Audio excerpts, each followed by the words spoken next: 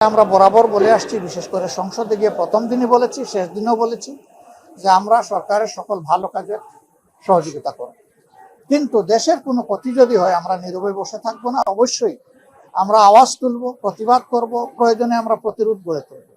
এটি হবে একটা দায়িত্বশীল বিরোধী দল হিসাবে আমাদের। তা আমরা একটা জিনিস লক্ষ্য করেছি যে জাপান বাংলাদেশকে নিয়ে অনেক চিন্তা করে।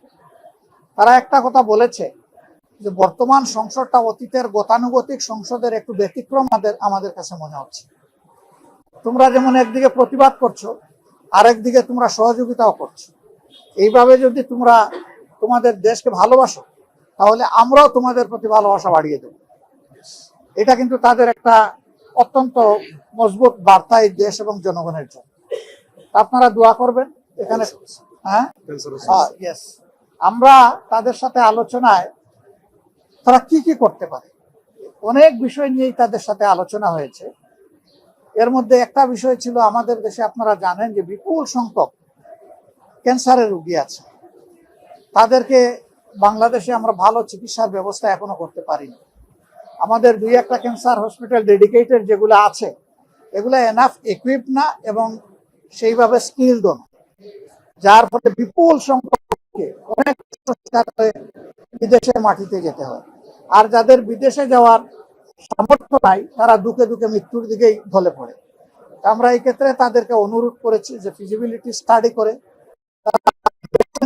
হতে পারে আবার ফিলান্থ্রপিকও হতে পারে, যেভাবেই হোক তারা যেন আমাদের দেশে মানসম্মত বড় মাপের একটা ক্যান্সার ইনস্টিটিউট এবং হাসপাতাল গড়ে তোলে। শুধু হাসপাতাল হলে আমাদের লোকরা জানার সুযোগ পাবে না, কিন্তু এটা যদি ইনস্টিটিউট হয় তাহলে হাইয়ার স্টাডির দরজা খুলে যাবে। আমাদের আরো কিছু স্কিল লোক তৈরি হওয়ার একটা ব্যবস্থা হবে। তারা বিষয়টাকে সক্রিয় বিবেচনায় নিয়েছেন।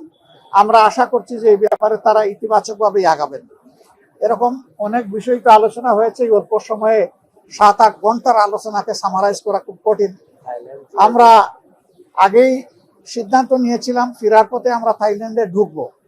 থাইল্যান্ডে আপনারা জানেন যে আমাদের জুলাই যোদ্ধাদের একটা অংশ এখন আছে 64 জন। আগে এই সংখ্যাটা আর একটু বেশি ছিল।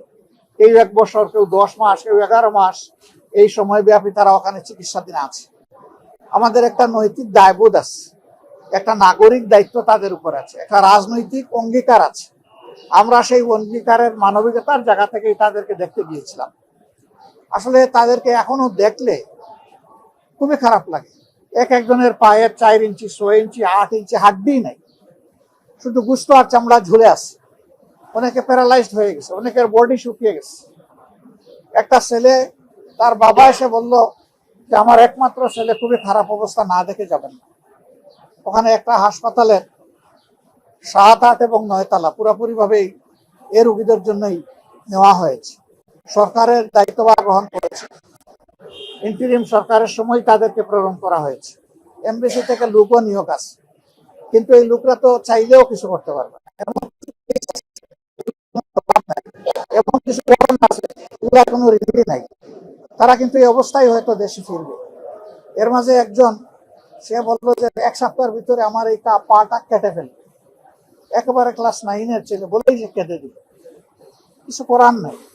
আমরা তাদেরকে শুধু সান্ত্বনা দিতে গিয়েছিলাম, তাদের কষ্ট আমরা ভাগাভাগি করতে গিয়েছিলাম, তাদেরকে এবং তাদের আত্মীয় দিতে গিয়েছিলাম।